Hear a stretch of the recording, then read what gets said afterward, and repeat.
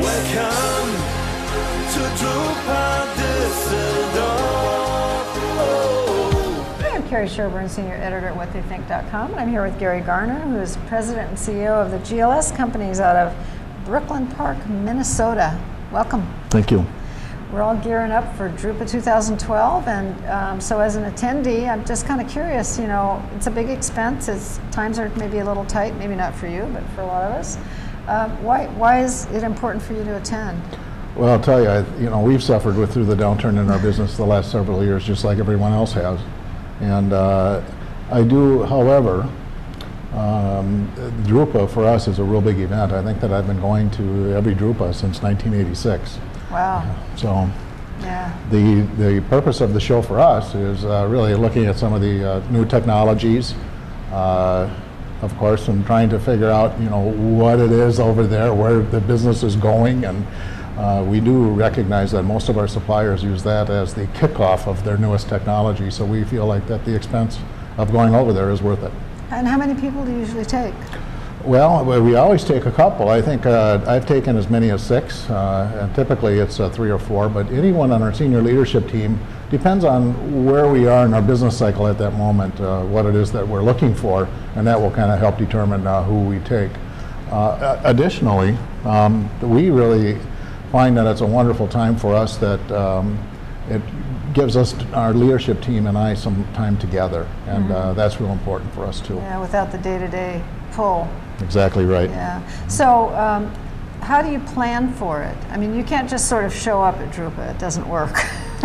No, I believe I've just been hearing the last few weeks to start getting your rooms and start making your reservations now, and typically we're about there. So yeah. We're kind of developing a strategy. We thought we'd wait till this show is over. I've got 6 or 7 of us here for the next few days at this show, and then we'll start focusing more on some of the new introductions at Drupa. And so how do you go about planning though? I mean, they've got a lot of good tools on the site and stuff. Do you use that, or you just know kind of what vendors you want to see? Or? Well, typically, I think every vendor in the world participates, and so it is. One thing about Drupa, we find it to be a little bit overwhelming. So typically is we will get our group together and start planning some strategy and say, what does it look like for the next couple of years? What have you guys heard? What's coming out? What's the technology look like? So that's kind of what we do to focus on it, and we're about to start those meetings now. So and so and I've only gone to 2, so that's why I'm look as old as I am, because it's hard on you as a journalist, right? But so in 2004 it was sort of the digital Drupa. In 2008 everybody was calling it the inkjet Drupa. What are you kind of looking for new? I mean, this year, this time. Speed. I think that speed and quality of the inkjet, I think that's, we'll be making decisions on what we can integrate into our business. And I think that'll be the big part of it is, I think that the investment in the equipment is higher than ever, and the return is a shorter period as ever, so it's important for us to make sure we make the right decisions. And you're in printing and mailing, so. Correct, that's right. So you'll be looking at are you a roll shot? Do you have roll to roll, or?